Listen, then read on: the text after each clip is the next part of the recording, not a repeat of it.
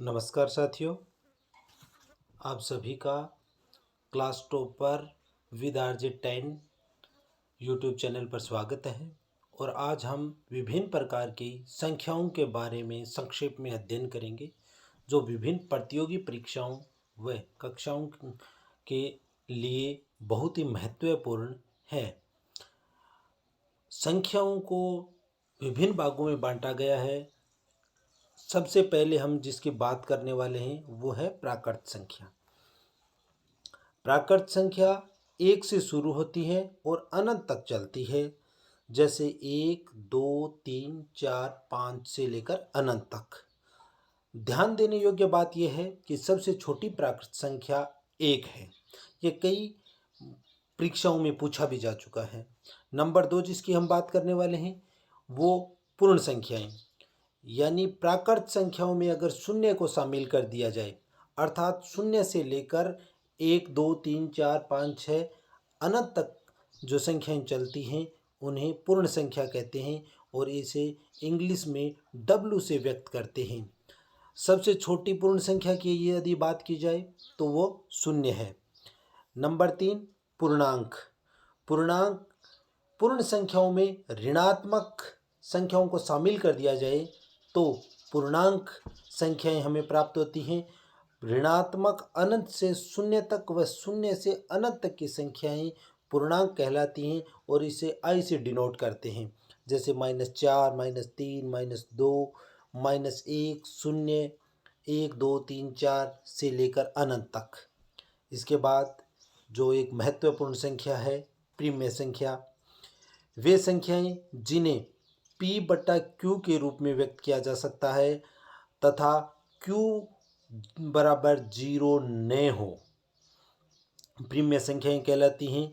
यहाँ P तथा Q धनात्मक पूर्णांक होते हैं, जैसे 4 के लिए 4 हो गया, 4/1 हो गया, 5/2 हो गया, 5/6 हो गया। ये सभी प्रिमेय संख्या हैं।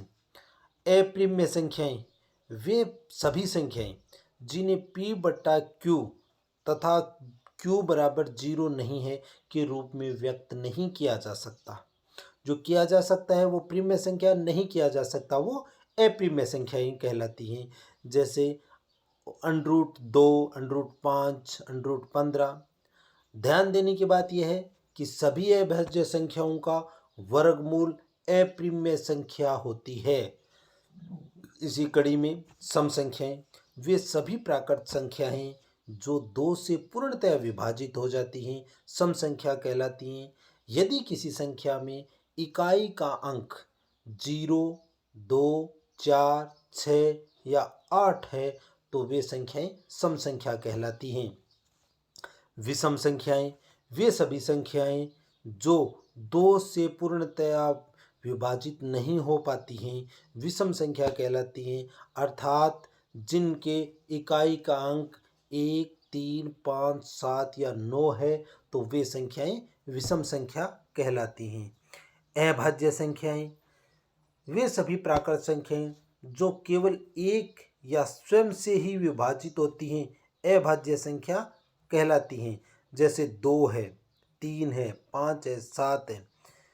ध्यान देने वाली बात यह है, एक न तो भाज्य संख्या है न अभाज्य संख्या है और 2 एकमात्र सम संख्या है जो अभाज्य संख्या है।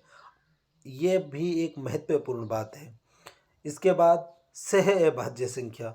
2 प्राकृत संख्याएं सह अभाज्य संख्याएं कहलाती हैं यदि उनका महत्तम समापवर्त्य 1 हो, अर्थात 1 के अलावा कोई भी उभयनिष्ठ गुणनखंड न हो।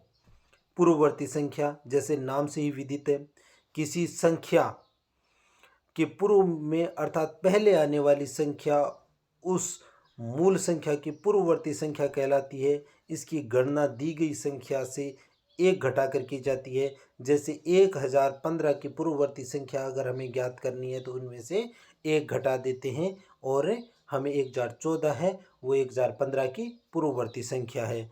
परवर्ती संख्या किसी संख्या के बाद में आने वाली संख्या उस मूल संख्या की परवर्ती संख्या कहलाती है। इसकी गणना दी गई संख्या में एक जोड़कर प्राप्त की जाती है।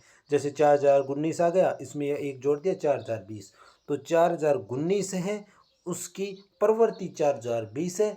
और ध्यान दें, अगर पूर्ववर्ती हमसे पूछा जाता है तो 4019 में से एक घटा देंगे और हमें 4018 प्राप्त होगा, जो उसकी पूर्ववर्ती संख्या होगी। यदि आप इस चैनल पर नए हैं तो सब्सक्राइब कीजिए, शेयर कीजिए और कमेंट कीजिए। हम प्रत्येक प्रकार की संख्या की विस्तृत बातें अगले वीडियो में करेंगे। आपको पूरा वीडियो देखने के लिए धन्यवाद।